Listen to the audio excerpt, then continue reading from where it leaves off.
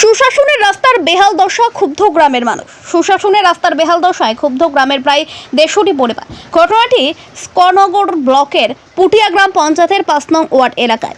এই এলাকায় বিএসএফ অর্থাৎ সীমান্ত সুরক্ষা বল বাহিনীর 3 নং গেট থেকে লাল চৌমনি পর্যন্ত প্রায় 3 কিলোমিটার রাস্তা বেহাল হয়ে রয়েছে। গত 5 থেকে 7 বছর ধরে রাস্তাটি ব্রিক সোলিং ছিল। বর্তমানে রাস্তাটিতে ইটের নামগন্ধ নেই, রাস্তার সমস্ত ইট উঠে গিয়েছে।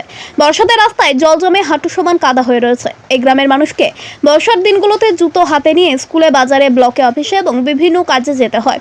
বহুদিন ধরে রাস্তাটি বেহাল দশা। অ্যাম্বুলেন্স, ফায়ার সার্ভিস, ইলেকট্রিক অফিসের গাড়ি থেকে শুরু করে কোনো ছোট বড় যানবাহন রাস্তার বেহাল দশার কারণে এই গ্রামে আসতে চান না।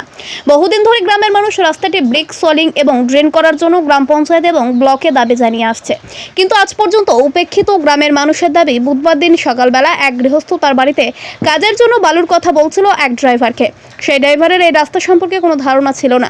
সে বুধবার দিন বালু নিয়ে গৃহস্থের বাড়িতে যাওয়ার সময় বালুর গাড়ির চাকা রাস্তার মধ্যে কোমর সমান কাদার নিচে চলে যায়, আটকে যায় গাড়ি, যার ফলে গ্রামের মানুষদেরকে চলাফেরা করতে গিয়েও প্রচন্ড বেগ পোহাতে হয়। অতি দ্রুত রাস্তাটিকে ব্রেক স্টলিং করার দাবি জানিয়েছেন নতুন পঞ্চায়েত বডির কাছে, কারণ এই গ্রাম পঞ্চায়েত বিনা প্রতিদ্বন্দ্বিতায় জয়লাভ করেছে শাসক দল। রাজা 5-7 ধরে হয়েছে সোলিং করে গেছে। এরপর থেকে রাস্তায় চলছে, গাড়ি যাইতে না, মানুষও চলতে না, গত হয়ে রয়েছে বড় বড় কেমনে যাইব। এটা কি কোনো জায়গা কাজ টাজ করা ওটা না? না, কোন পিডব্লিউ কাজ করে না? না না। আচ্ছা, কয় বছর ধরে রাস্তা এরকম খারাপ? 5-7 বছর। বর্ষার সময় আমরা চলতে পারি না, একদম রাস্তাটা অতি সত্য আমাদেরকে প্রয়োজন। আমরা কোনো নাম্বার বটন জানাইছেন? অবশ্যই জানাইছি, ভবিষ্যতে আরো তার কাছে উপর লেভেলে যাইতে হইব।